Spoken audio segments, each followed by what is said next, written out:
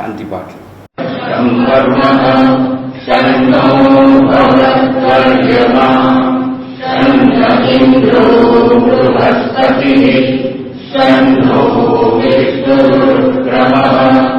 નમો બ્રહ્મણે નમસ્તે વાયો ત્વમેવ પ્રત્યક્ષં બ્રહ્માસ્મિ ત્વમેવ પ્રત્યક્ષં બ્રહ્મ વદિષ્યામિ ઋતં વદિષ્યામિ સત્યં વદિષ્યામિ તન્મામવતુ તદ્ભક્તારમવતુ અવતુ મામ અવતુ ભક્તારમ. ઓમ શાંતિ શાંતિ શાંતિ. હરિ ઓમ. શ્રી ગુરુભ્યો નમઃ. હરિ ઓમ.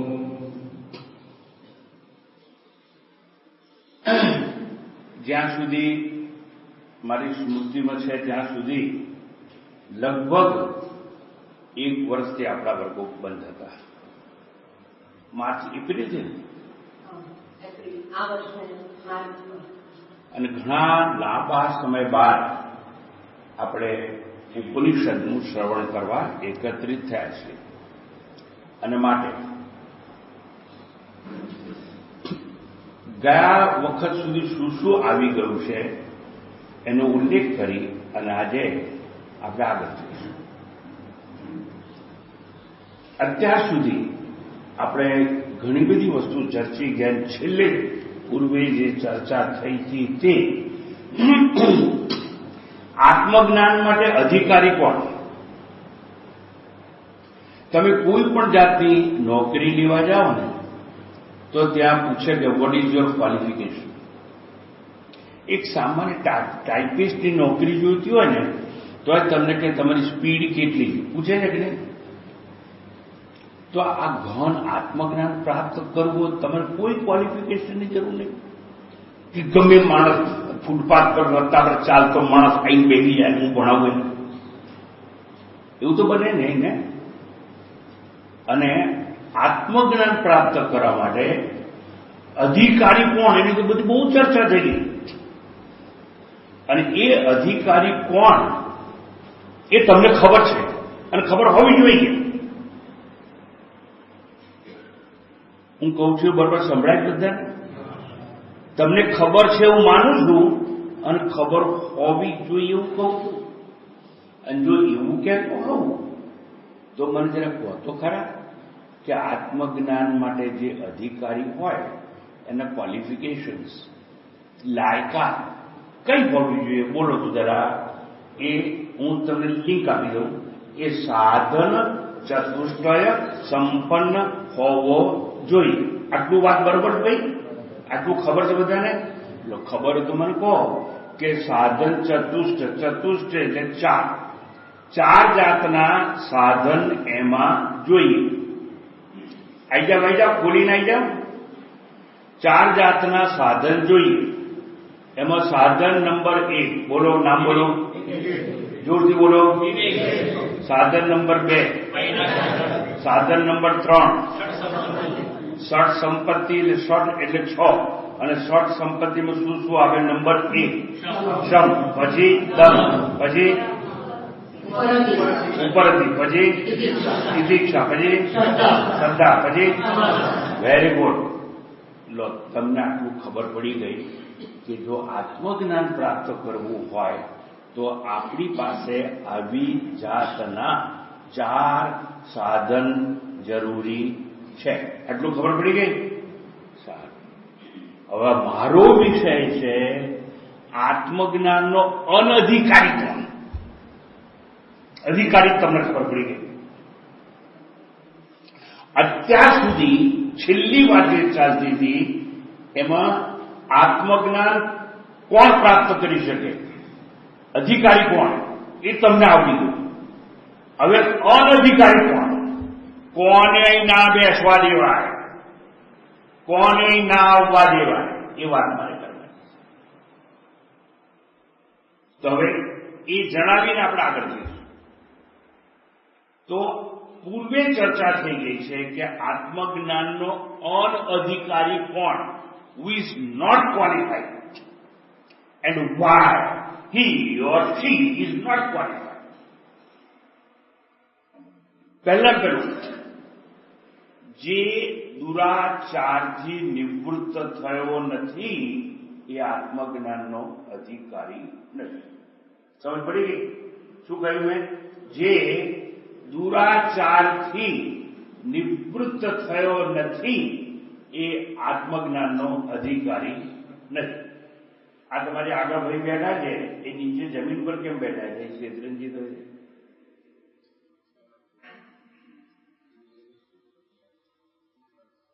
આટલી જગા છે, અહીં આવજો. જમીન ઉપર હું કામ દેવું? આવી ગયા શેત્રંજી પર? બસ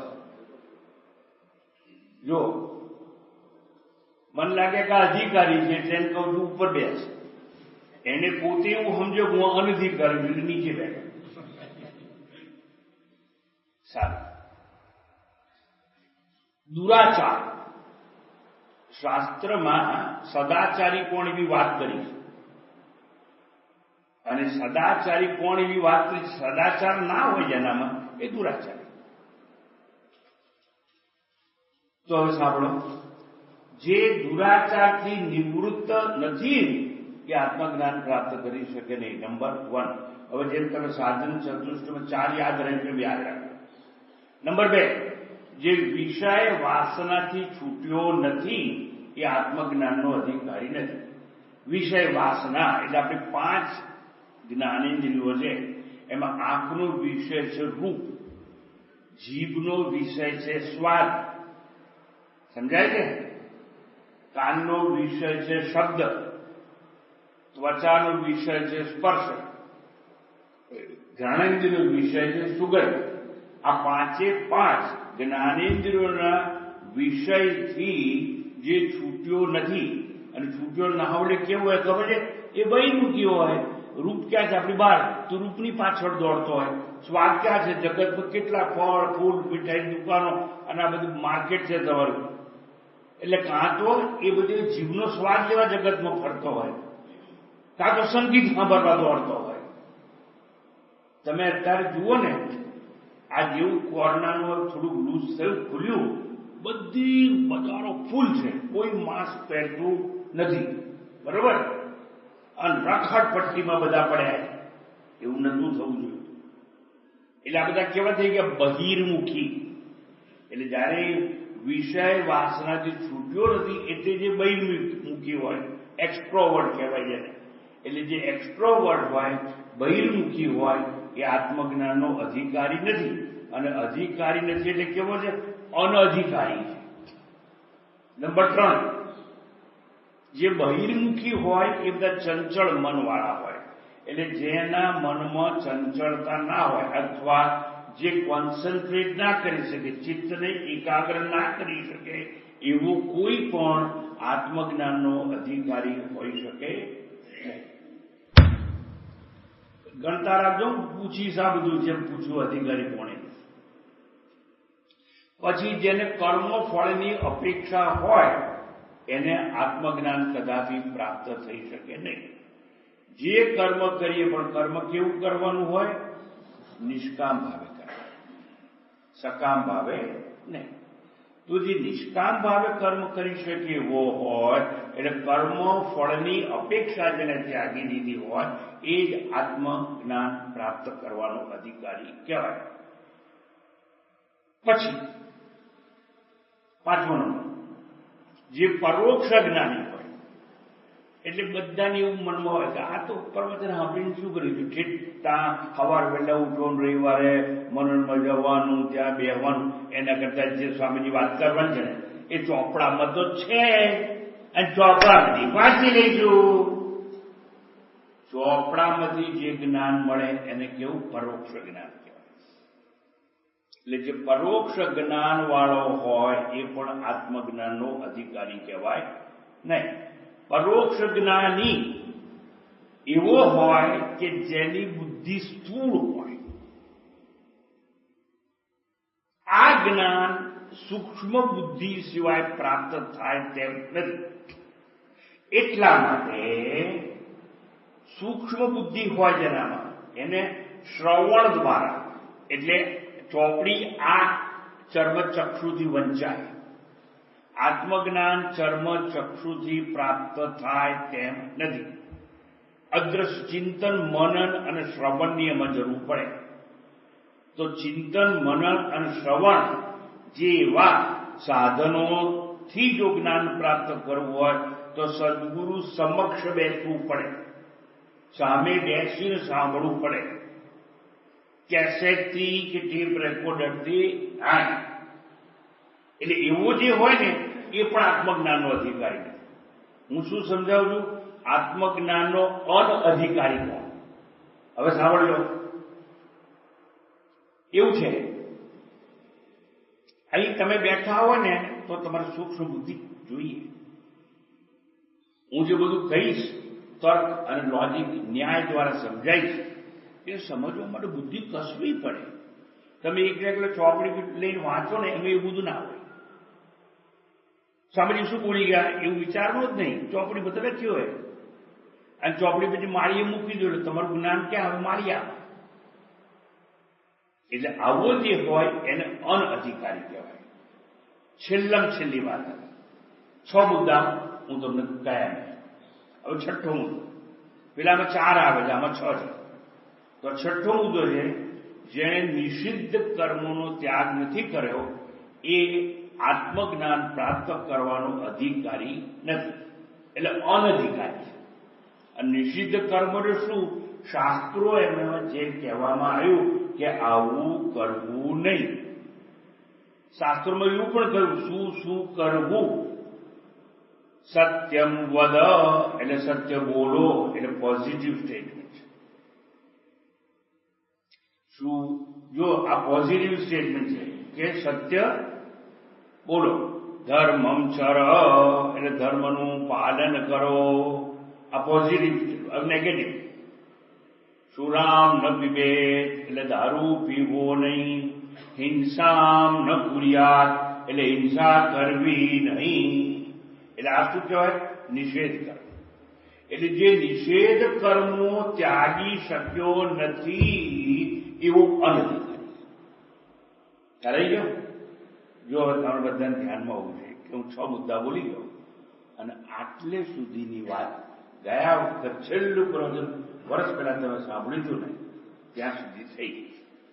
એટલે મેં આનું પુનરાવર્તન કરી અને જેને કહેવાય કોઈ પણ વખત જ્યારે કંઈ ભણીએ ને હું જે શ્લોક લઈશ એને શ્રુતિ કહેવાય, પણ એની પૂર્વ શ્રુતિ અને ઉત્તર શ્રુતિ એ બંને હું સાંકળી અને તમારી જોડે વાત કરું છું. એટલે આટલું પહેલા થઈ ગયું છે કે આત્મજ્ઞાનનો અનઅધિકારી કોણ કહેવાય. એ વાત કર્યા પછી હવે મુખ્ય વિષય પર આપણે આવીએ. પહેલા શું થઈ ગયું? તો કે ભાઈ અધિકારી કોણ છે એ બી સમજાવી દેવામાં આવ્યું, અનઅધિકારી કોણ છે એ પણ સમજાવી દેવામાં આવ્યું. આટલું તમારી પાસે જ્ઞાન હોય તો આપણે હવે આગળ જે આજે નવો શ્લોક લેવાનો છે એના પર જવાનો પ્રયત્ન કરીશું. શાંતિપાઠ થઈ ગયું, બરાબર? હવે આપણે 25મો શ્લોક આજે નવો શરૂ થાય છે લેવાનો છે. તમે પહેલા અધ્યાય બોલો, વલ્લી બોલો અને પછી શ્લોક, એટલે બધાને ખ્યાલ આવી જાય. પછી શ્લોક વંચાઈને આપણે આગળ જઈશું. બોલો. અધ્યાય જો અધ્યાય પહેલો વલ્લી બીજી અને બીજી વલ્લીની આજે પૂર્ણાવધિ થશે અને પછી ઉત્તર ત્રીજી વલ્લી શરૂ થઈ છે આજે ને આજે. એટલે ઉત્તર શ્રુતિ અને પૂર્વ શ્રુતિ બંનેને આપણે સાંકળી લઈશું.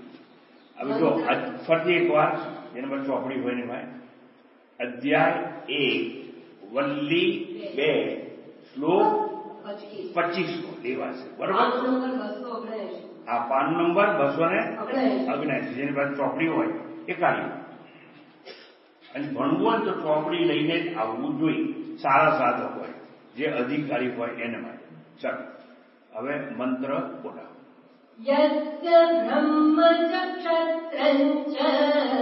બસ બોલો. 2 વાર બોલાવો. यस्य ब्रह्म च क्षत्रं च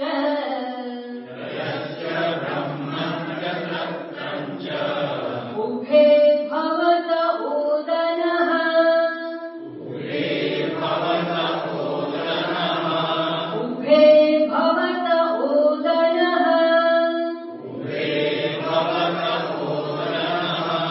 मृत्युर्यस्योपसेचनम्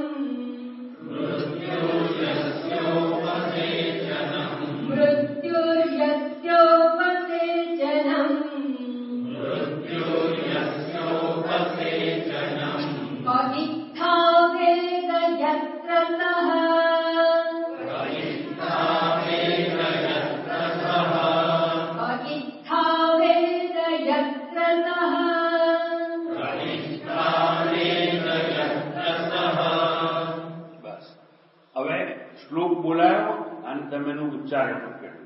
હવે તમારે પુસ્તક મને જોવાનું, બરોબર? હવે હું કહું છું સાંભળવાનું. તો આ 25 મિનિટ મંત્ર અને બીજી વલ્લીની હવે થશે પૂર્ણાવૃત્તિ. આ મંત્ર તો અધિકારી કોણ જ્ઞાનનો એ આપણે જાણી ગયા, અનધિકારી કોણ એ સમજી ગયા. હવે છેલ્લા મંત્ર ઉપર આવીએ. અહીં એવું કહ્યું છે યસ્ય બ્રહ્મ ચ ક્ષત્રમ ચ ઉભે ભવત ઓદનઃ મૃત્યુ યસ્ય ઉપસેચનમ ક ઇત્થા વેદ યત્ર સ. હવે આ એનું મેં સંધિ છૂટી પાડીને તમને વાત કરી. હવે આપણે શબ્દ જુઓ, આપણો વર્ગ છે અને મારો વર્ગ છે ને એ તમારું અને મારું સ્વર્ગ છે. આપણો વર્ગ એટલે આ સ્વર્ગ સુધી પહોંચવાની આ બધી વાત છે. તમને સમજાય તો અને તમારે જવું હોય તો હવે જુઓ, યસ્ય એટલે જે આત્મા પરમેશ્વર કે ઈશ્વર જે અર્થ લેવું લેવાય. યસ્ય બ્રહ્મ ચ ક્ષત્રમ. બ્રહ્મ એટલે બ્રાહ્મણ. આ જે બ્રાહ્મણ હોય ને એને બ્રહ્મ એટલે જે બ્રહ્મને જાણે છે ને એને જ બ્રાહ્મણ કહેવાય. પેલા જનોઈધારી છે ને એ તો બધા બ્રાહ્મણ નહીં. કારણ કે તો જેમ તમે તમારું લાયસન્સ રિન્યુ કરો ને કારનું બારનું, એમાં બામણો હોય ને, બામણ કહું આ બામણો છે ને દર વર્ષે એક વાર આ જનોઈ બંધને લાયસન્સ રિન્યુ કરે. રક્ષાબંધન આવે ને તારે એ લોકોને જનોઈ બંધન. પણ જનોઈધારી છે ને એ બ્રાહ્મણ ના કહેવાય. શાસ્ત્ર ઉપનિષદ એવું નથી કહેતો. બ્રહ્મની જાનાથી એટલે બ્રહ્મને જે પરબ્રહ્મને જાણી ચૂક્યો હોય એને માટે યજ્ઞવાલ્ક્ય ગાર્ગીને જયારે સમજાવે છે ત્યારે બહુ સુંદર વાત કરે છે. ગાર્ગીને કહે છે અવિદિત્વ અને વિદિત્વ બે વસ્તુ છે. હા, એટલે એવું છે કે મારે એટલું સમજાવવું છે કે બ્રાહ્મણ એટલે કોણ તમારે જાણ માટે મૃત્યુ પૂર્વે મળતા પહેલા બ્રહ્મ કોણ છે અને એમાં બ્રહ્મ કોણ છે એટલું જાણી એ બી ના કહેવાય. એ જે બ્રહ્મ છે એ હું છું, અહમ બ્રહ્માસ્મિ, આવું જ્ઞાન જેને પ્રાપ્ત થઈ જાય એને બ્રાહ્મણ કહેવામાં આવે છે. કોઈ પણ માણસ જન્મે ને ત્યારે શુદ્ર હોય. કેવો હોય? જન્મે ત્યારે. તો આ બધા લોકો બ્રાહ્મણ કેમ કહેવાય છે? એટલે એને ગાયત્રીની દીક્ષા આપવામાં આવે. છોકરો 9 વર્ષનો થાય ત્યારે એને મોટા ભાગે 9 વર્ષથી પહેલા આપે તોય ચાલે, પણ 9 વર્ષ સુધીમાં એને આ ગાયત્રી દીક્ષા આપી દેવામાં આવે. એને બ્રહ્મ ગાયત્રી કહેવાય. ઓમ ભૂર ભૂવ સ્વ બધા ખબર છે.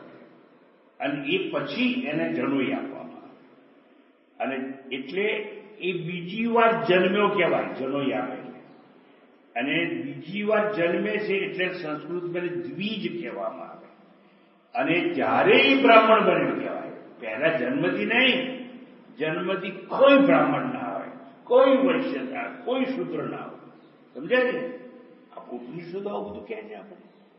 હવે અહીં શું વાત છે જુઓ, બ્રહ્મ તો સત્તમ એટલે જે આત્મા કે પરમેશ્વર ક્યારે? પ્રલય કાળે. જ્યારે બધી સૃષ્ટિનો નાશ કરે ને ભગવાન ઈશ્વર, અને એમાં આપણે ત્રણ વસ્તુ, સર્જનહાર છે એ બ્રહ્માજી, પાલન પોષણ કરે એના વિષ્ણુજી, સંહાર કરે એ શંકરજી, એવું કહ્યું.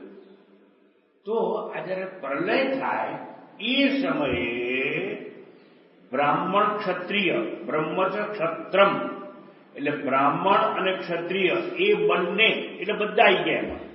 બ્રાહ્મણ, ક્ષત્રિય, વૈશ્ય અને શુદ્ર, ચારે ચાર જાતિ. જો આમાં કોઈ ઊંચો નીચો નથી હો, આટલું યાદ રાખવાનું. ગીતા ના પાડી છે. અને ચોથો અધ્યાય ભગવદ્ ગીતાનો ખબર હોવી જોઈએ તો જ આ બધું સમજાય. બ્રાહ્મણ ઊંચો પેલો નીચે એવી વાત છે જ નહીં. એ તો એ લોકોના કર્મો પ્રમાણે એના વિભાગલા કરવામાં આવ્યા છે. ભગવાને કહ્યું છે ચાતુર્વર્ણે મયા સૃષ્ટમ ગુણ કર્મ વિભાગ છે. એ લોકોના ગુણ સાંભળજો, કોઈ ગમે જન્મ્યો હોય પણ એના ગુણ હોય તો એ બ્રાહ્મણ કહેવાય. ત્યારે કબીર વણકર હતા, વણકર હતા ખબર છે ને, પણ બ્રાહ્મણ કહેવાય. એનું જ્ઞાન છે ઊંચી કક્ષા. એટલા જ કબીરની વાતો આપણે વાંચીએ સમજીએ. આ વાલ્મીકી રામાયણ પહેલા લખ્યું તો ડાકુ લૂંટારો હતો, પણ બ્રાહ્મણો બી એને પગે લાગે, અને એવો વાલીઓ લૂંટારો વાલ્મીકી બની ગયો. એટલે જો કૃષ્ણ પરમાત્મા શું કહ્યું, ગુણ કર્મ વિભાગ છે. એના ગુણ પ્રમાણે જાતિ નક્કી જાય. કોઈની અટકથી કોઈ બ્રાહ્મણ બામણ કે તો બંડલ વાત છે, બધી ખોટી વાત છે. શાસ્ત્ર ના પાડતા. મારે તને શું સમજાવું છે, ચાર ચાર જાતિ આવી ગઈ. પ્રલય કાળે બ્રહ્મ ચ ક્ષત્રમ ચ ઉભે, એટલે ઉભે એટલે બંને, બ્રાહ્મણ ક્ષત્રિય અને બંને એટલે બધી જાતના લોકો આવી ગયા. એ શું છે, પ્રલય કાળે જયારે આ સૃષ્ટિનો પ્રલય થવાનો ત્યારે બ્રાહ્મણ, ક્ષત્રિય, શુદ્ર, વૈશ્ય આ બધા પ્રાણી માત્ર ઓદન ભવત, ઓદન એટલે ભાત, ભવત ઓદન બની ભાત બની જાય છે. કોના માટે? પેલા પરમેશ્વર માટે. કારણ એને શું કરવું છે, વિનાશ. એને શું કરવું છે, પ્રલય. એને શું કરવું છે, સંહાર. એટલે શંકર ભગવાન સંહાર ક્યાં હોય, પણ સંહાર કરે એટલે બધા થઈ જાય. હવે જે લોકો કહેતા હું બ્રાહ્મણ છું, ઊંચો છું, તો તમારે સમજી લો આજે એને કહેવાનું તું પરમાત્માનું ભાત છે. આ ઉઠાત એટલે ઓદરી એટલે ભાત. પ્રલય કાળે જે સંહાર કરનારો ઈશ્વર છે, સંહારક જેને કહેવાય, એના માટે બ્રહ્મચ ક્ષત્રમ ઉભે ઓદન ભવત, એ બંને એને માટે ભાત બની જાય છે. એટલે પ્રલય કાળે આ ચારે ચાર જાતિઓ એટલે બધું જાય, ભૂત ખેચર જેટલા શરીરો છે એટલા બધા અંદર આવી જશે. ક્ષત્ર એટલે એક અર્થ થાય ક્ષત્રિય, અને ક્ષત્રમ એટલે ક્ષેત્ર. હવે તમે ગીતા બરોબર વાંચ્યો તો ખબર પડે, ક્ષેત્ર અને ક્ષેત્રજ્ઞ એવી વાત છે. ક્ષત્રમ એટલે ક્ષત્રિય પણ ખરો, અને ક્ષત્ર એટલે ક્ષેત્ર, અને ક્ષેત્ર એટલે જેટલા શરીરો છે એ બધા શરીરોને ભગવદ્ ગીતામાં કૃષ્ણ ભગવાને ક્ષેત્ર એવું નામ આપ્યું છે. એટલે ક્ષેત્ર ક્ષેત્રજ્ઞ યોગો એવું ત્યાં છે. 13 પહેલો શ્લોક શરૂ થાય, ઇદમ શરીરમ કૌંતેય ક્ષેત્રમિત્ય વિધીયતે. એટલે જેટલા શરીરો છે એને ક્ષેત્ર કહેવામાં આવે. હવે સમજી જાય, જેટલા શરીરો હોય, પશુના, પંખીના, માછલાના, ગમેના શરીરો હોય, માનવના, એ બધા જ પ્રલય કાળે પેલા પરમાત્માનો ભાત કરી જાય. ખાઈ જાય. કોણ થઈ જાય? જે પ્રલય કરનારો છે એને કોણ? સંહારક ઈશ્વર. આટલું સમજણ પડે કે નહીં પડે? પડી કે નહીં? આગળ જવું કે નહીં? એટલે પ્રલય કાળે ભાત બની જાય, પેલું ખાઈ જાય એટલે બધાનો નાશ કરે છે. આટલું સમજી ગયું. અને પછી એ સંહાર કરે, પછી નવી સૃષ્ટિ ઉત્પન્ન થાય અમુક સમય. હવે સાંભળજો, યસ્ય બ્રહ્મ ચ ક્ષત્રમ ચ ઉભે ઉદન ભવતઃ. એટલે જે પરમાત્મા કે પરમેશ્વર પ્રલય કાળે બ્રાહ્મણ, ક્ષત્રિય બધા જ પ્રાણીઓ એના માટે ખોરાક બની જતા હોય છે. તો આ બધા જેટલા જેટલા શરીરો જેના માટે ખોરાક બની જાય તો અમે તો એવું સાંભળ્યું છે કે આપણને મોતમાં તો પેલો યમરાજો લઈ જાય છે. એ યમરાજના દૂતો આવે એટલે આ શરીરો છે એ નષ્ટ થઈ જાય અને યમરાજા જીવતા રહે. એવું ના માનશો. યમરાજ એટલે કાળ. પણ આ જે પ્રલય કરનાર શંકર ભગવાન છે ને, સંહાર જેને કહેવાય, એ તો કાળનો પણ કાળ છે. એટલે આપણે ખૂબ કહીએ છીએ, ય દેહ ઠહેરે કલ્પત યા આજ ઉસકા અંત હો તેરા ન કુછ बिगड़े बने कर निश्चिंत हो मैं काल का भी काल हूं. આ ભગવાન કહે. એટલે જોજો, હું કાળનો કાળ છું. એટલે કાળ કોણ? યમરાજ, મૃત્યુ, જે બધાને ખાઈ જાય. તો અહીં કે છે મૃત્યુ અસ્ય ઉપસેચન. તો માણસો તો ભાત છે, પણ મૃત્યુ છે ને એ ઈશ્વર માટે અથાણું છે, ચટણી. એટલે પૂર્ણ ખોરાક નહીં, અધૂરો ખોરાક, અપૂર્ણ ભોજન. આ મૃત્યુ છે ને એ તો અથાણું છે, ચટણી બરાબર. ઉપસેચન એટલે સર્વનો સંહારક પેલો મૃત્યુ યમરાજા જેને કહેવાય, એ યમરાજા તો આ સંહારક શંકર ભગવાન જે સંહારક કહેવાય એની આ નજર આગળ તો ચટણી બરાબર છે, અથાણું છે. મૃત્યુ અસ્ય ઉપસેચનમ ભવતી. એટલે યમરાજ પણ એની આગળ મૃત્યુ અથાણું બની જાય છે.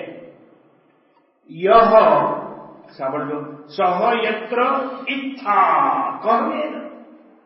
આવો જે પરમાત્મા પ્રલય કાળે બધાને ખાઈ જનારો હોય, સહય એ પરમેશ્વર જ્યાં છે, જેવો છે, કવેદ એને કોણ જાણી શકે? એટલે શું કહેવા માંગે છે? અનઅધિકારી હોય ને એ તો જાણી શકે જ ના. અને અનધિકારી કોણ એવું સમજાઈ ગયું. હવે આ શબ્દાર્થ કયો? હવે સમજો બરાબર.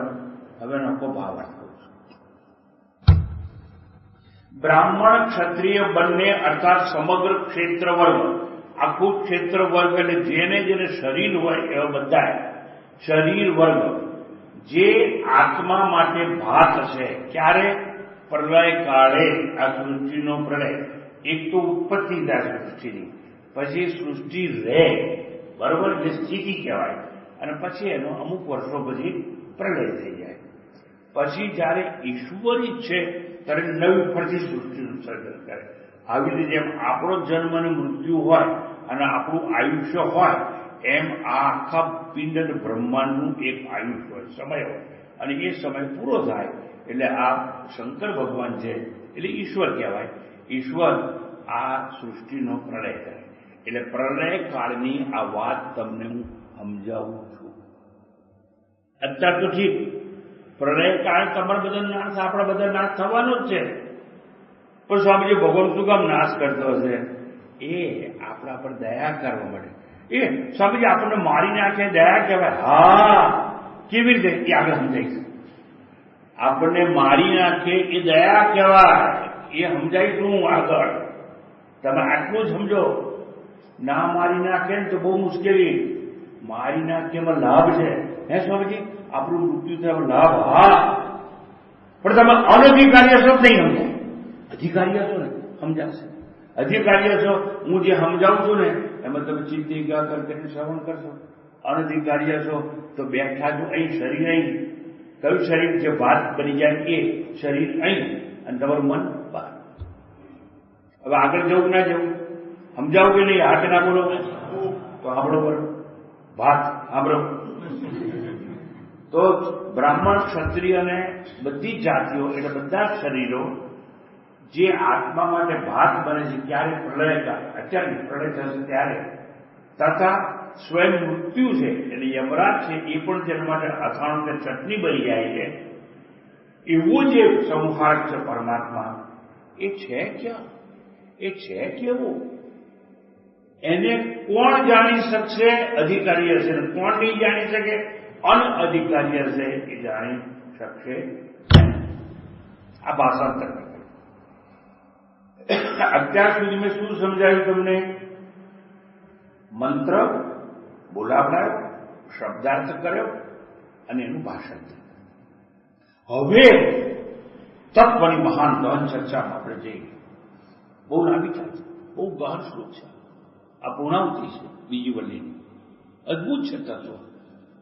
એક વસ્તુ ચોખ્ખી કહી દઉં આગળ જો પહેલા, તમારા બધાના બહુ સદભાગ્ય છે તો નર્મદા કિનારે રેવા તટે બેસી અને આવી ઉપનિષદની ગહન વાતો સમજવાનું પ્રારંભ મળ્યું. અને આ તમારું પ્રારંભ છે ને બધાનું ભેગું, એને કહેવાય સમષ્ટિ પ્રારંભ.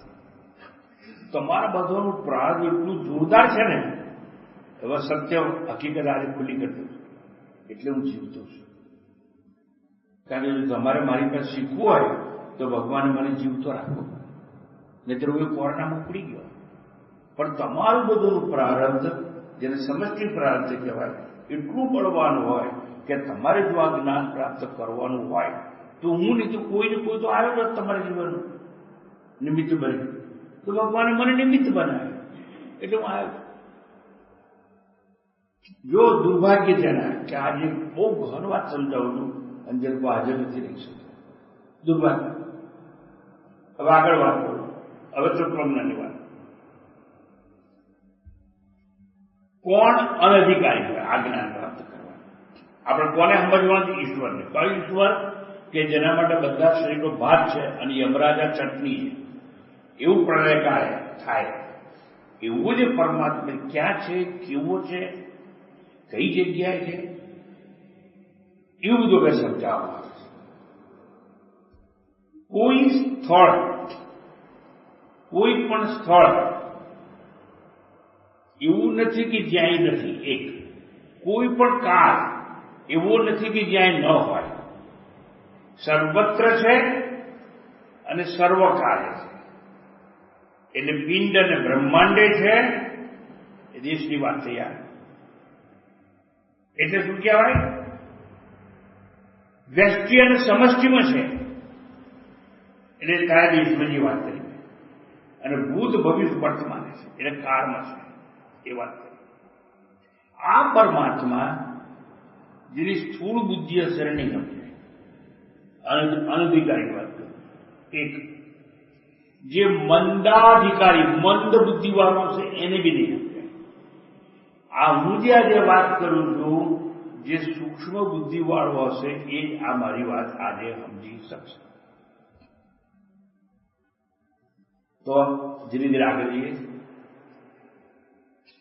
આત્માના સમગ્ર, ફરીથી એકવાર, આત્માના સમગ્ર પૂર્ણત્વને જાણી શકે કોણ? સમગ્ર પૂર્ણત્વને જાણી શકે કોણ? મેં શબ્દ વાપરો પૂર્ણત્વ એટલે શું? તમે શું સમજ્યા કહો? એટલે પૂરેપૂરો એવું નહીં. સાંભળો હવે તમે ચોપડી નહીં, મારી ભાઈ. દેશ અને કાળ, સમગ્ર દેશમાં જે હોય સર્વત્ર હોય અને સમગ્ર સમય હોય એવો જે હોય એ જ પૂર્ણ હોય. એટલે પરમાત્માનું, પરમેશ્વરનું પૂર્ણત્વ એટલે હવે સમજાવું. 14 લોકમાં જે હોય એટલે બધે જ હોય.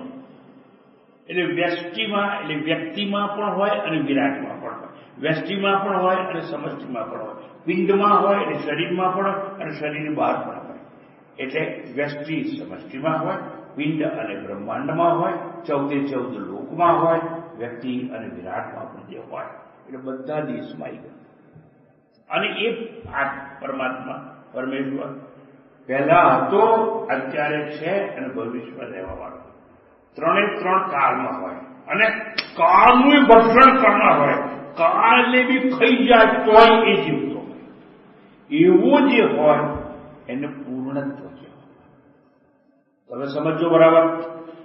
આત્મ કૃપા વગર આ વસ્તુ તમને સમજાશે નહીં.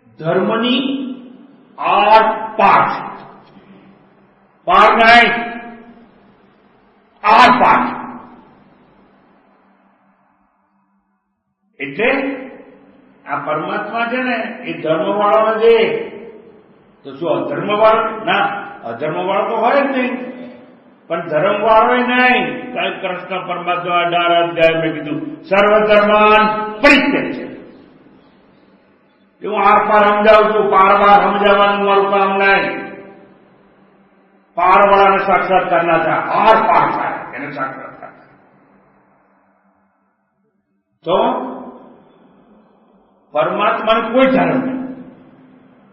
જેટલાને ધર્મ હોય ને એ બધા શરીર વાળા હોય. નહીતર તો પરમાત્મા કૃષ્ણ 18 અધ્યાય એવું કહેત નહીં કે બધા ધર્મો છોડીને મારી પાસે. અધર્મ તો છોડવાનો જ હોય. એ જગ્યાએ ધર્મ પકડી રાખવાનો ના હોય. આ ધર્મ એટલે તમે શું સમજો? સ્વામિનારાયણ ધર્મ, પુષ્ટિમાર્ગ ધર્મ, વૈષ્ણવ ધર્મ એવું નહીં. અનાત્માના ધર્મ તો સમજને ડિટેલો સમજાઈ દો. ધર્મ એટલે શું સમજાઈ દો. સૂર્યનો ધર્મ છે પ્રકાશ આપવો. તમારે પૃથ્વી પર અંધારું થાય, સૂર્યમાં અંધારું થાય નહીં. સૂર્યનો ધર્મ છે પ્રકાશ આપવો. અગ્નિનો ધર્મ છે ઉષ્મા આપવી. બરફનો ધર્મ છે ઠંડક પ્રદાન કરવી. પાણીનો ધર્મ છે ઉપરથી નીચે વહેવું. આ દરિયામાં કઈ નદીઓ પર્વતશ્રેણી ઉપર જાય છે? આ જાય છે કે જતી? કેમ? એનું ધર્મ. પાણી હંમેશા ઉપરથી નીચે જાય. એટલે તમે જે ઘરમાં રહો છો ને, જો છાપરા હોય તો આમ ઢાળ હોય, નીચે જ જાય. સમજ પડે છે? શું કહું છું? પાણીનો ધર્મ છે બોલો ઉપરથી. એટલા માટે ગુરુજી ઉપર બેઠા હોય અને જ્ઞાનશ્રીના નીચે બેઠા હોય. આ જ્ઞાન બધું સમજ પડે છે? એટલે જેમ પાણી ઉપરથી નીચે વહે ને ભાઈ, એમ જ્ઞાન પણ ઉપરથી નીચે આવે. હું શું સમજાવું છું? ધર્મ. હવે આને ધર્મ કહેવાય. આટલું સમજાયું કે નહીં? સૂર્યનો ધર્મ કેવો હોય? પ્રકાશ આપે. અગ્નિનો ધર્મ કેવો હોય? ગરમી આપે. બરફનો ધર્મ કેવો હોય? આટલું સમજાય છે કે નહીં?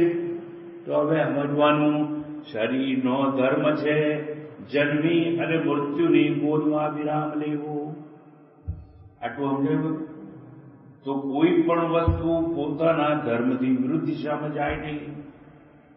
જો મારે તમને એટલું જ સમજાવું હતું કે શરીરનો ધર્મ છે કે જન્મી અને મૃત્યુની ગોદમાં વિરામ લેવો. પણ એટલું સમજાવવા માટે મેં તમને અગ્નિને, સૂર્યને, પાણીને, પૂંછડું, દીકરું બધી વાતો કરીને. It's a process of teaching. દ્રષ્ટાંત વગર કોઈને સમજાય નહીં. આ વાતમાં ભગવા કપડા કરીને બેઠી એ લોકો માટે કહું છું કે તમે પબ્લિકમાં જાઓ, પ્રવચન કરો, દેખ ઠોકરો, તમારી વિદ્વત્તાનું પ્રદર્શન નહીં કરવાનું, પણ લોકોને કળામાં ઉતરી જાય એવી રીતે વાત કરો. મારે હું સમજાવું આ સૂર્યનો ધર્મ પ્રકાશ એવું નથી સમજાવું, પણ એવું સમજાય તમને કહેવાય એમ આવું છું કે શરીરનો પણ ધર્મ છે કે જન્મી અને મૃત્યુની ગોદમાં વિરામ લેવું. આ શરીરનો ધર્મ. અને એવા શરીરના ધર્મોનો ત્યાગ કરો એવું કૃષ્ણ પરમાત્મા કહ્યું. મારા બેટા સમજ્યા કર્યા નહીં. અને પછી મને એમ કે ગીતા લખ્યું છે ને અમારા સ્વામિનારાયણ ધર્મ છોડી દેવાનો, અમારા પુષ્ટિ માર્ગનો ધર્મ છોડી દેવાનો, અમારો વૈષ્ણવ માર્ગનો ધર્મ છોડી દેવાનો. અધિકારી જાય અનધિકારીને સમજાય ના. હવે આપણે આગળ જઈએ છીએ. મુખ્ય વાત કરવા આવું છું. ભગવાનની વાત આવી, ઈશ્વરની વાત આવી, બધાનું ભક્ષણ કરી જાય છે. યમરાજનું ભક્ષણ કરે છે, શરીરોનું ભક્ષણ કરે છે. પરમાત્મા કાળ એટલે મૃત્યુને નિમિત્ત બનાવીને ભક્ષણ કરે. આટલું સે ધીસ ઇઝ ઓલ ટેકનિકલી. મૃત્યુને નિમિત્ત બનાવી અને ભક્ષણ કરે છે.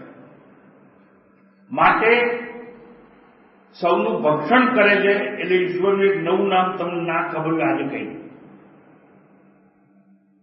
સૌનું ભક્ષણ કરે છે એટલે ઈશ્વરનું એક નામ છે, એને કહે અત્તા. શું નામ છે એનું? અત્તા. સૌને ખાનાર અત્તા કહેવાય. એટલે અત્તા એટલે સંહારક પણ કહેવાય. એટલે જે સર્જન કરે એને જ હક હોય સંહાર કરવા. ઈશ્વર તો એકનો એક જ છે. સમજી લો આજ મારી ભાઈજી. તેને 3 નામ કેમ? કાર્યભેદ કહેવાય. It is functional differences. તમે જે કાર્ય કરો એ પ્રમાણે તમારું નામ બદલાઈ જાય. કીર્તિ ઉભી થાય. તારું નામ કીર્તિ છે, તારી છોકરી તને શું કહે છે? મમ્મી. હવે આ સ્કૂલમાં ટીચર છે, પ્રિન્સિપાલ છે, એટલે ત્યાં જાય ત્યારે શું છોકરાઓ શું કહે? ગુડ મોર્નિંગ ટીચરજી, ગુડ મોર્નિંગ ટીચરજી. એટલે તું કીર્તિ છે કે તું ટીચર છે? તું માં છે કે ટીચર છે? માય છે અને ટીચર છે. તારા બાપા તને શું કહે છે? પુત્રી. તો તું પુત્રી છે કે માં છે? તું માય ખરી. તારી છોકરીના સંદર્ભમાં તું માં, અને તારા બાપના સંદર્ભમાં તું પુત્રી, અને તારા વિદ્યાર્થીઓના સંદર્ભમાં તું શિક્ષિકા. અને હમણાં વોટિંગ આવે તો કોઈ નેતા આવીને કહે છે કે શી ઇઝ માય વોટર, એટલે હું બની ગઈ. એટલે એ તો એકની એક જ છે ને. એના નામ બદલાઈ ગયા કે નહીં? કેમ? કાર્ય બદલાઈ જાય એટલે નામ બદલાઈ જાય. એમ ઈશ્વર એકનો એક સર્જન કરે એટલે નામ સર્જનહાર કહેવાય. એટલે બ્રહ્માજી સર્જનહાર. પારણ પોષણ કરે એટલે નામ બદલાઈ ગયું. શું થઈ ગયું? વિષ્ણુજી. અને સંહાર કરે એટલે નામ શું થઈ ગયું? શંકરજી. હવે બે જાય. હવે મને પૂછશો નહીં કે તારી નામ શું કરવા. એટલે તમારે તો 10 નામ છે. તમે કોઈનો બાહો થાય, તું કોઈનો હાળો થાય, તારે તું કોઈનો બનેવી જાય. એ ડાકુ મેં કહ્યું ને તમે ગમે નહીં, પણ તમે અંદર ખાલી વિચાર લો, તમે કોઈને પણ છેતર્યો છે ખરો? કોઈને કહેવાનું હો હા કે મારથી આને છેતરાયો હતો, આને મેં છેતર્યો તો ડાકુ. અને તું છેતરાયો કહેવાય. જો અત્યારે તમારું નામ શું છે? શ્રોતા. તમારું નામ કેમ બદલાઈ ગયું? શ્રવણ કરવાનું કાર્ય કરો છો એટલે શ્રોતા. અને મારું નામ વક્તા. વક્તા એટલે કોણ? અત્તા નહીં, વક્તા. એટલે હું ભાષણ ઠોકું છું એટલે હું વક્તા કહેવાય.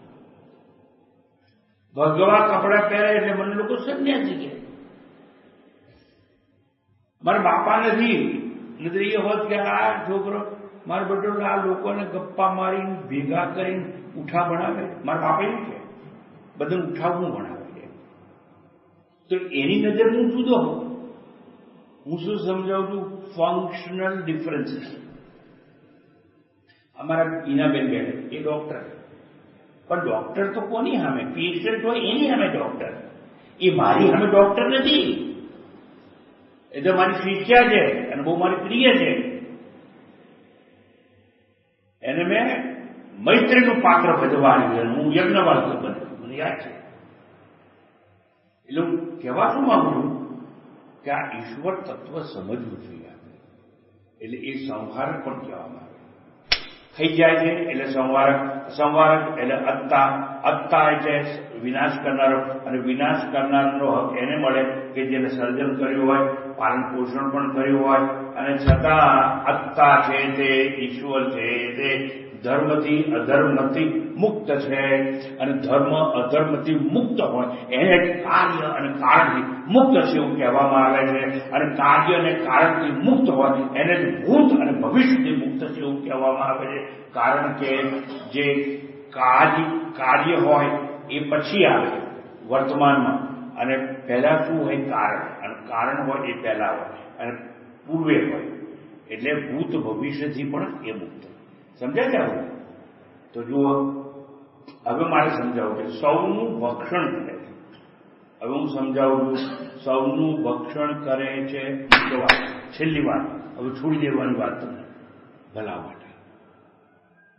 આ ભગવાન તમને મારી નાખે છે, મૃત્યુ આપે છે ને, શું કરે ખબર છે? તમારા ભલા માટે. તમારે કે તમારા નાના છોકરાને તમારે અમેરિકા મોકલવા હોય તો પાસપોર્ટ જોઈએ કે નહીં? આ કે નાખો જોઈએ ને. સારું, આ પાસપોર્ટમાં બધું લખેલું હોય, નામ બામ લખેલું હોય કે નહીં? લખેલું હોય. સિક્કો માર્યો આટલા વર્ષ માટે તમને અહીં રહેવાની રજા આપવામાં આવે. પછી એ તમને ખબર છે, આ વિસા મળે ને બીજા દેશમાં જવાનું, પછી વિસા એક્સપાયર થઈ જાય પણ ત્યાં રહેવાય, પાછા આવવું પડે કે ના પડે? બસ મનુષ્ય તરીકેનું તમારું વિસા જયારે એક્સપાયર થઈ જાય ત્યારે જતા આવ્યું, અને પછી નવા કપડા પહેરીને આવવું પડે. નવું નામ લઈને આવવું પડે. વાહ ભાઈ વાહ, આ તમારા ભલા માટે છે. આ મૃત્યુ છે ને એ સૌનું ભક્ષણ કરે છે, ભલા માટે. સંહાર છે સૌના ભલા માટે. હવે તમને સમજાવવા માટે એક વાત કરીએ આપણે. નેપોલિયનનું નામ સાંભળ્યું છે? બહુ મોટું. એવું કહેવાય છે કે એની ડિક્શનરીમાં ઇમ્પોસિબલ શબ્દ જ નહોતો. સાંભળ્યું ને? બધું જ થઈ શકે. ના કેમ થાય? તમારે શું કહ્યું? તો આ નેપોલિયનની એક વાર એવું થયું, એને રાજસભામાં પ્રધાન બોલાય અને આમ તમે ઠઠોઠઠ બેઠા છે, એમ મારે અમર થવું છે. અને જેટલા બધા પ્રધાનોને કીધું 2 દિવસ મને જવાબ આપો, હું કેવી રીતે અમર થઈ છું. અને જવાબ નહીં આપો તમારા માથા ધડથી જુદા કરવા. થરથર કાપી ગયા કે અમર થવાનું ઇલાજ શું? પણ તો રાજા વાજા ને વાંદરા ભાઈ જવાબ તો આપવો જ પડે. એટલે આ નેપોલિયનને અમર થવાનું મન થયું એટલે સભા બોલાવી અને આવું બધું કહ્યું. 2 દિવસ વીતી ગયા અને સભા ભરી અને બધાને થયું આપણા ગળા કાપી નાખવાનું હતું. એના કરતા આ રાજાને કે જવાબ તો આલો. એટલે એક બુદ્ધિવાળો પ્રધાન હતો, ઉભો હતો. સાહેબ મહારાજા, મને ખબર છે અમર થવાનું વિરાટ. તો કે શું? તો કે આપણા રાજ્યની સરહદની બહાર પેલો પર્વત છે ને, એ પર્વત ઉપર ઊંચે એક મોટી ગુફા છે અને નીચે એક ફકીર રહે છે, અને એને અમર કેવી રીતે થવાય એનો ઈલાજ ખબર છે. તો જાઓ, હાથી ઘોડા રાજ સોગાદ બધું ભેટ લઈ જાઓ અને કોણ તમારા મહારાજા નેપોલિયને અમર થવું છે અને અમર થવા માટેનો ઈલાજ તમે બતાવો. એટલા બધા ગયા. વાતે ગાતે બેન્ડ વાજાને એ ફ્રૂટ ને બૂટ ને હલવાન બધું મીઠાઈ પેલા ફકીર માટે લઈ ત્યાં પહોંચ્યા. કોણ છો? ક્યાંથી આવો છો? નેપોલિયને કહ્યું તમને મળવા આવે. શું કામ છે? અમારા મહારાજાને અમર થવું અને એનો ઈલાજ તમારી પાસે છે. કોને અમર થવું છે? તમારે કે રાજાને? તો કે રાજાને. તો તમે કેમ આવ્યા? કાઢી મૂકી આશ્રમની બહાર. એ આશ્રમ જેનો હોય એને હક હોય કે કોને આવવા દેવાનું, કોને ના આવવા દેવાનું. એ પેલા ફકીરે એને બહાર કાઢી મૂકી. બહાર કાઢી મૂક્યા થઈને નેપોલિયન કે મહારાજા પેલા ભાવો તો ફકીર તો જબરો છે, એ કહે છે કે તમે તમારા અમર થવું તો. અમે કીધું ના, અમારા રાજાને શું કે રાજાને મોકલું. પછી આ લશ્કર પાછું ગયું ભેટ સોગાદ લઈ નેપોલિયન આઈ પગે પડ્યો, મારે અમર થવું છે. એમ તું રાજગાદી પર બેઠો સિંહાસન પર સુખી નથી?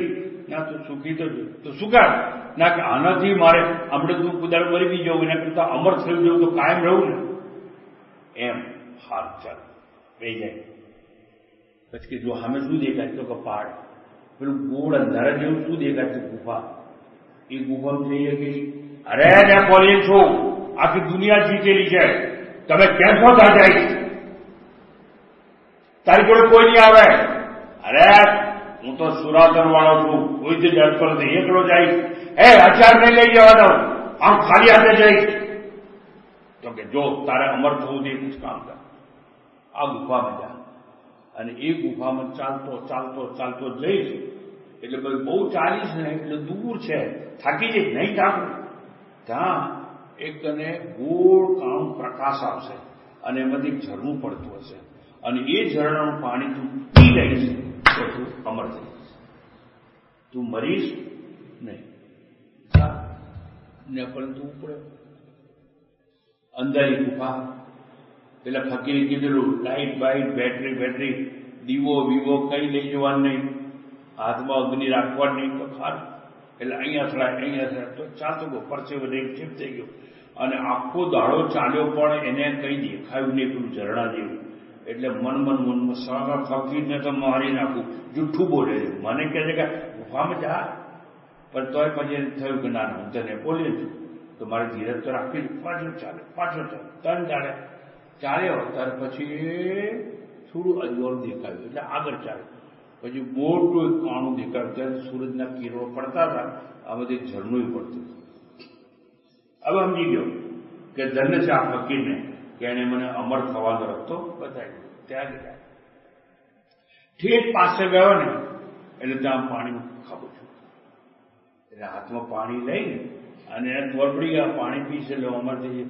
આમ પાણી પીવાય ખબરદાર પાણી પડી ગયું. ખબરદાર કહેતાની સાથે હાથમાં પાણી નીચે પડી ગયું અને આમ જોયું ખબરદાર અવાજ આવ્યો. એક માણસ પડે પૂતે શું છે જોજે આટલું ભૂલ કરતો. મેં તારા બી ભૂલ કરી. આજે મને 510 વર્ષ થયા. હું 510 વર્ષથી અહીં પડ્યો છું. મેં પાણી પીધું, હું અમર થઈ ગયો. મને આંખે દેખાતું નથી પણ તારા પગનો અવાજ સાંભળીને મને તો કોઈ માણસ જેવું કોઈ આવ્યું છે પાણી પીવા અને મારી ફરજ છે કે મારે એને સચેત કરવો જોઈએ. જો હું 510 વર્ષથી પડ્યો છું, મને આંખે દેખાતું નથી, પગથી ચરાતું નથી, પાણી પીવાતું નથી, ખવાતું નથી, ઝાડો પેશાબ થતો નથી. 510 વર્ષથી પડ્યો છું. તું આવી ભૂલ ના કરી અમર થવાની. અમર જો થયો મારી જેમ હડવું પડશે. મારા ગુમડા થઈ ગયા પગમાં, મારા પેટમાં ચાંદા પડ્યા છે તો ખાધા વગર કારણ કે મારે વરદાન છે કે પાણી પીધું એટલે હું તો અમર થઈ ગયો છું. પણ અહીંથી હલી શકું નહીં, ચલી શકું નહીં, ચાલી શકું નહીં અને બહુ રીબાવું છું પણ મરતો નથી. હું રોજ પ્રાર્થના કરું ભગવાન મોતાલ તો બીજું નવું શરીર મળે, નવું જીવન થાય. એટલે આપણને બોલે તારા જેવા માણસ તું તો કે રાજા, હું તો કેવી બેઠો ફરી પાણી લીધું અને ફરતી આમ મોડા આ બધું બીજો માણસ હું 700 વર્ષથી પડે તારા જેવી ભૂલ મેં બી કરી હતી. મને કાને સંભળાતું નથી, આંખે થોડું દેખાય, મારાથી ચલાતું નથી, પાણી પીવાતું નથી, ભૂખ લાગતી નથી, ખવાતું નથી અને એટલો નહીં બહુ છું ને એટલો દુઃખી જવું. ઝાડ બધા જેટલા જગતમાં રોગ હોય બધા રોગ મને થયેલા છે પણ રોગી તો છું પણ મરાતું નથી કારણ કે મેં પાણી પીધું અને હું અમર થઈ ગયો. જો તું ભૂલ કરીશ હું 700 વર્ષથી એમ પડે. હું તમને દરેક ભગવાન તમને વરદાન આપી દે અમર થવાનું, તમે અમર થઈ જાઓ પણ આંખે દેખાતું ના હોય, પગથી ચલાતું ના હોય, ગયડા થઈ ગયા હોય, બધા રોગ તમને લાગુ પડ્યા હોય અને થોડી વાર હાર્ટ એટેક એવો આવે પણ મરી શકો નહીં. તમારે અમરતા જોઈ જિંદગી ના મારી પાસે રસ્તો એવો અમર થયું તમારું. અને તમને ખબર હશે, મને તો ખબર છે, આ તમારા બધાના ઘરમાં હું જઉં છું ને અને જે દાદીમાને મળું છું ને અને ગયડા માણસને સ્વામીજી એને કે શું દુઃખ છે, છોકરા કોઈ સામે નથી, છોકરા આપણું સાંભળતા નથી, ખાટલા પડી ગઈ એ ડોહી મરતી નથી, ખાટલા પડી ગઈ ખૂન આપણે જો કોઈ નથી એટલે સ્વામીજી તમને કહું છું કોઈ સાંભળતું નથી, આ મારા જણ્યા છે મારું માનતા નથી. આ દોષીઓ મેં જોઈશું, નામ ના દેવાય મારે. અને બધા આ મૃત્યુની માગણી કરતા હોય. હવે હું તમને પૂછું છું, સાચું દિલથી કહેજો આ મૃત્યુ છે આપણા ભલા માટે છે કે નહીં? હે? અને મૃત્યુ થશે ને તો નવું શરીર મળશે. એટલે એને અત્તા કહેવાય. કાં તો ભાત બનાવીને ખાય ને કાં તો તમારું અથાણું બનાવીને ખાય પ્રલય કાળે. અને તમારું મૃત્યુ આવે ને પ્રલય તમારો વ્યષ્ટિનો પ્રલય કાળ કહેવાય, એક સમષ્ટિનો પ્રલય. કોઈ દિવસ એવી માંગણી નહીં કરવાની કે મારે અમર થવું છે. બે જાતના જીવન હોય, એકને દિવ્ય જીવન કહેવાય અને એકને દીર્ઘ જીવન કહેવાય. દીર્ઘ જીવન ભીષ્મ પિતાનો મળે, પણ છેવટે બાણ સૈયા પર ઉતેલા પણ મરે નહીં. શેના પર ઉભી ગયા હતા? બાણ સૈયા. દીર્ઘ જીવન તો તમારે ભાલા નીચે ઉપર પૂઈ જવું છે, લાંબુ આયુષ જોઈએ છે કે અગરબત્તી જેવું અલ્પ જીવન જોઈએ? અગરબત્તી થોડો સમય જીવે પણ મરે ને ત્યારે ખુશ્બો મૂકીને જાય, જેને જીવનને આપણે યાદ કરીએ. અર્જુન જેવું અલ્પ જીવન કે એને સાક્ષાત્કાર થયો અને કીધું એને નષ્ટો મોહ સ્મૃતિ લબ્ધ્વા 18 કરીશ એ વચન તવ. એ ભગવાન હવે તમે કહેશો એમ કરીશ. ત્યારે બુદ્ધુ તને પહેલા તો કહ્યું યુદ્ધ કર, તો ના પાડતો તું મારું બેટું. તને કહ્યું કે આ તો બધા નાલાયક લોકો છે તારી સામે લડવા આવે છે બધા, એ લોકો જીવન જીવવાને લાયક નથી એટલે નાલાયક કહેવાય અને એનો સંવાર જ કરવો પડે. એ બધા આતતાઈ કહેવાય. કૃષ્ણ ભગવાન એને સમજાવે છે. આતતાઈ એટલે કોણ? જે બીજાને ઝેર આપે એને આતતાઈ કહેવાય. આ તો કૌરવોએ છે ને આ ભીમને ઝેર આલ્યા મારી નાખવા, એટલે આતતાઈ કહેવાય. જીવતા માણસોને આગમાં હળગાઈ મૂકે એને આતતાઈ કહેવાય. તો તમને ખબર છે લક્ષા ગુરુ બનાવ્યું હતું પાંડવોને હળગાઈ નાખવા માટે. પછી એક જ માણસ યુદ્ધમાં ઉભો હોય અને અનેકને ભેગા થઈને એકને મારે, એ આતતાઈ કહેવાય. તો અભિમન્યુની સામે બધા એક ખામટા થઈ અને મારવા ગયા, એ આતતાઈ કહેવાય. સ્ત્રીની લજ્જા લૂંટે એને આતતાઈ કહેવાય. તો દ્રૌપદીના વસ્ત્રો હરણ કરી અને એ આ તમારી ભાભી કહેવાય, તમારી બહેન કહેવાય, એને વસ્ત્ર હરણ ના થાય અને એવા લોકોને તો મારવા જ જોઈએ. ત્યારે કૃષ્ણ ભગવાન સમજાવતા કહે છે એમ છે હું બધાને બાણ ઉઠાવીશ અને ગાંડીથી મારીશ અને મારી તો હત્યા કરીશ અને હત્યા કરીશ તો મને પાપ લાગશે અને એવું થશે કે આ ધરતી પર છે ને બધા પુરુષ મરી જશે અને બૈરા એકલા થશે એટલે પુરુષની સંખ્યા ઓછી થશે, બૈરાઓની સંખ્યા વધશે એટલે બૈરાઓ એક પુરુષ સાથે 10 બહેન લગ્ન કરશે અને વર્ણશંકર પ્રજા પેદા થશે. અર્જુન તું તો એવી બધી વાત કરતો હતો. યાદ રાખ, અર્જુનની જેમ આજના શ્રોતાઓ હું જે વાત કરું છું ત્યારે એ લોકો મને આવી જ દલીલો કરતા, પછી ગુરુ ચૂપ થઈ જતો. એટલે હું તમને એટલું સમજાવું છું કે તમારે દીર્ઘ જીવન જોઈએ છે કે દિવ્ય જીવન જોઈએ? જો દિવ્ય જીવન જોઈએ તો સારામાં સારું જ્ઞાન પ્રાપ્ત કરી મળતા પેલા જ્ઞાન દે.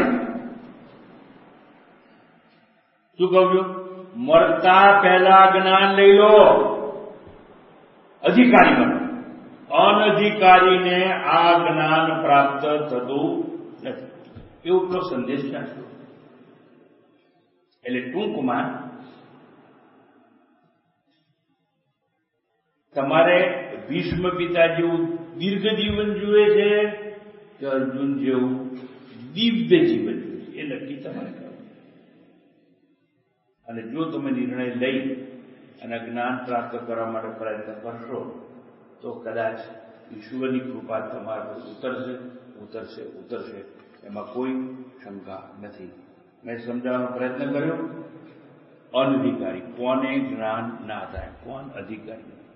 આગળ એ પણ સમજાવ્યું મેં અધિકારી કોણ હોય તે, અને તમારે શું થવું જોઈએ. દિવ્ય જીવન જોઈએ છે કે દીર્ઘ જીવન જોઈએ એ નિર્ણય તમારો છે. આપણે વિચાર કર્યો કે કોને જ્ઞાન પ્રાપ્ત થાય નહીં. અત્યારે આ સમયે સમય મને વધુ બોલવાની રજા આપતો નથી અને તોય મેં 10 મિનિટ વધારે લીધી તમને સમજાવવા માટે મને માફ કરશો. અને આપણે પૂર્ણાવૃત્તિ કરી. ઇતિ પ્રથમાધ્યાયે બોલો इति प्रथमाध्याये દ્વિતીય વલ્લી द्वितीयवल्ली સમાપ્તા